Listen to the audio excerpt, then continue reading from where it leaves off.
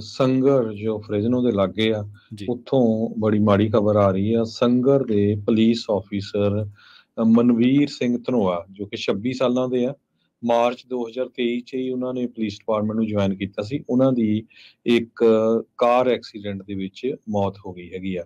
California highway petrol ਨੇ ਇਹ ਕਿਹਾ ਵੀ ਜੋ ਕ੍ਰੈਸ਼ ਆ ਇਹ ਮਿਲਰਟਨ ਰੋਡ, ਜੋ ਸਕਾਈ ਹਾਰਬਰ ਰੋਡ ਦੇ ਲਾਗੇ ਆ, ਜੀ। ਉੱਥੇ ਅੱਜ ਤੜਕੇ 5:30 ਤੇ ਵਾਪਰਿਆ। ਆਫਿਸਰ ਧਨੋਆ ਜੋ ਸੀ ਉਹ ਈਸਟ ਜਾ ਰਹੇ ਸੀ ਮਿਲਰਟਨ ਰੋਡ ਦੇ ਉੱਤੇ, ਜਦੋਂ ਆਫ ਰੋਡ ਉਹਨਾਂ ਦੀ ਗੱਡੀ ਫਲਿੱਪ ਹੋ ਗਈ। ਘੱਟੋ ਘੱਟ ਇੱਕ ਵਾਰ ਤੇ ਉਹ ਕਾਰ ਤੋਂ ਬਾਹਰ ਡਿੱਗ ਪਏ ਤੇ ਉਹਦੇ ਨਾਲ ਉਹਨਾਂ ਦੀ ਜਿਹੜੀ ਆ ਮੌਤ ਹੋ ਗਈ ਹੈਗੀ ਆ। ਜੀ।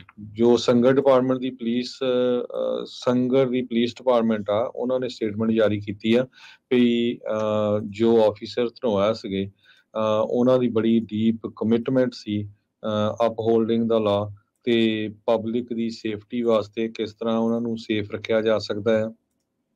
ਬਹੁਤ ਹੀ ਵੈਲੂਏਬਲ ਮੈਂਬਰ ਉਹ ਸਾਡੀ ਡਿਪਾਰਟਮੈਂਟ ਦੇ ਸੀਗੇ। ਇਹ ਸੰਗਰ ਦੀ ਜੋ ਪੁਲਿਸ ਡਿਪਾਰਟਮੈਂਟ ਆ ਉਹ ਦੱਸ ਰਹੇ ਹੈਗੇ ਆ।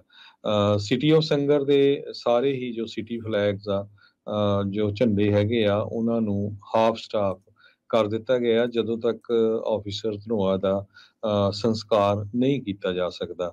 ਮੈਮੋਰੀਅਲ ਸੈਟਅਪ ਕੀਤਾ ਗਿਆ ਸੰਗਰ ਪੁਲਿਸ ਡਿਪਾਰਟਮੈਂਟ ਦੇ ਹੈੱਡਕੁਆਟਰਸ ਦੇ ਵਿੱਚ, ਜਿੱਥੇ ਪਬਲਿਕ ਨੂੰ ਇਨਵਾਈਟ ਕੀਤਾ ਗਿਆ ਆ, ਉਹ ਜਾ ਕੇ ਉਹਨਾਂ ਦੇ ਦਰਸ਼ਨ ਕਰ ਸਕਦੇ ਹੈਗੇ ਆ। ਜੀ।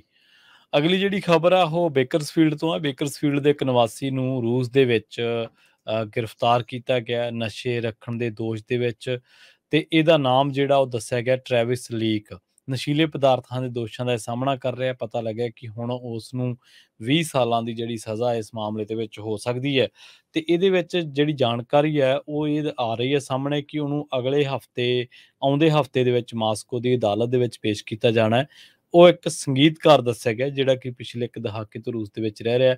1 ਸਾਲ ਪਹਿਲਾਂ ਉਹਨੇ ਫੇਸਬੁੱਕ ਤੇ ਪੋਸਟ ਪਾਈ ਸੀ ਕਿ ਉਹ ਰੂਸ ਦੇ ਵਿੱਚ ਠੀਕ ਮਹਿਸੂਸ ਕਰਦਾ ਅਤੇ ਉਹ ਚਾਹੁੰਦਾ ਕਿ ਰੂਸ ਦੇ ਵਿੱਚ ਕਈ ਤਰ੍ਹਾਂ ਦੇ ਸੁਧਾਰ ਜਿਹੜੇ ਹੋ ਜਾਣ। ਰੂਸ ਦੇ ਸਰਕਾਰੀ ਮੀਡੀਆ ਨੇ ਹਫ਼ਤੇ ਦੇ ਅਖੀਰ ਦੇ ਵਿੱਚ ਇੱਕ ਵੀਡੀਓ ਪ੍ਰਸਾਰਿਤ ਕੀਤਾ ਸੀਗਾ, ਜਿਹਦੇ ਵਿੱਚ ਲੀਕ ਕਹਿ ਰਿਹਾ ਸੀਗਾ ਕਿ ਮੈਨੂੰ ਸਮਝ ਨਹੀਂ ਆ ਰਿਹਾ ਮੈਂ ਇੱਥੇ ਕਿਉਂ ਆ, ਮੈਨੂੰ ਪਤਾ ਨਹੀਂ ਲੱਗ ਰਿਹਾ ਕਿ ਜਿਹੜੇ ਮੇਰੇ ਤੇ ਦੋਸ਼ ਲੱਗ ਰਹੇ ਆ ਉਹ ਮੈਨੂੰ ਦੱਸਿਆ ਨਹੀਂ ਜਾ ਰਿਹਾ ਕਿ ਕੀ ਦੋਸ਼ ਨੇ।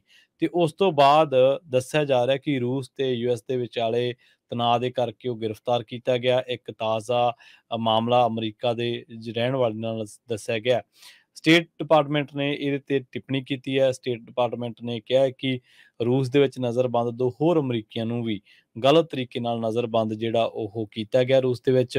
ਵਿਭਾਗ ਦਾ ਕਹਿਣਾ ਹੈ ਕਿ ਲੀਕ ਦੀ ਨਜ਼ਰਬੰਦੀ ਵੀ ਜਿਹੜੀ ਆ ਉਹ ਗਲਤ ਆ, ਪਰ ਰੂਸ ਦੀਆਂ ਜਿਹੜੀਆਂ ਰੂਸ ਦੇ ਵਿੱਚੋਂ ਜੋ ਵੀ ਵੈਬਸਾਈਟਸ ਨੇ ਜਾਂ ਉੱਥੋਂ ਦਾ ਮੀਡੀਆ ਅਦਾਰੇ ਜਿਹੜੇ ਰਿਪੋਰਟਿੰਗ ਕਰ ਰਹੇ ਆ, ਉਹ ਕਹਿੰਦੇ ਕਿ ਜਦੋਂ ਇਹ ਇੱਕ ਸੰਗੀਤਕਾਰ ਸੀਗਾ ਤੇ ਪਿਛਲੇ ਇੱਕ ਦਹਾਕੇ ਤੋਂ ਰੂਸ ਦੇ ਨਾਲ ਇਹਦਾ ਵਾਹ ਵਾਸਤਾ ਰਿਹਾ, ਫਿਰ ਇਹਨੂੰ ਰੂਸੀ ਭਾਸ਼ਾ ਵੀ ਆਉਂਦੀ ਹੋਣੀ ਹੈ ਤੇ ਇਹ ਆਪਣਾ ਪੱਖ ਜਿਹੜਾ ਉਹ ਸਹੀ ਤਰੀਕੇ ਨਾਲ ਰੱਖ ਸਕਦਾ ਹੈ। ਲੰਘੇ ਦਿਨੀ ਇਹ ਵੀ ਚਰਚਾ ਚੱਲੀ ਸੀ ਕਿ ਬੇਕਰਸਫੀਲਡ ਦੀ ਇੱਕ ਬੰਦਾ ਰੂਸ ਨੇ ਹੈਲਡ ਕੀਤਾ, ਬੇਕਰਸਫੀਲਡ ਦਾ ਨਿਵਾਸੀ ਅਮਰੀਕੀ, ਉਹਦੇ ਤੇ ਵੀ ਇਸ ਤਰ੍ਹਾਂ ਦੇ ਦੋਸ਼ ਜਿਹੜੇ ਲੱਗੇ ਸਨ। ਪਰ ਹੁਣ ਟ੍ਰੈਵਿਸ ਲੀਕ ਤੇ ਦੋਸ਼ ਲੱਗੇ ਆ ਕਿ ਉਹਦੇ ਕੋਲ ਨਸ਼ੀਲੇ ਪਦਾਰਥ ਸਨ ਤੇ ਉਹਨੂੰ ਜਿਹੜਾ ਹਿਰਾਸਤ ਦੇ ਵਿੱਚ ਲਿਆ ਗਿਆ। ਬੇਕਰਸਫੀਲਡ ਦਾ ਰਹਿਣ ਵਾਲਾ ਸੀ। ਹੁਣ ਦੱਸਦੇ ਆ ਕਿ ਉਹਨੂੰ ਮਾਸਕੋ ਦੀ ਅਦਾਲਤ ਦੇ ਵਿੱਚ ਆਉਂਦੇ ਹਫ਼ਤੇ ਜਿਹੜਾ ਉਹ ਪੇਸ਼ ਕੀਤਾ ਜਾਣਾ। ਜੀ।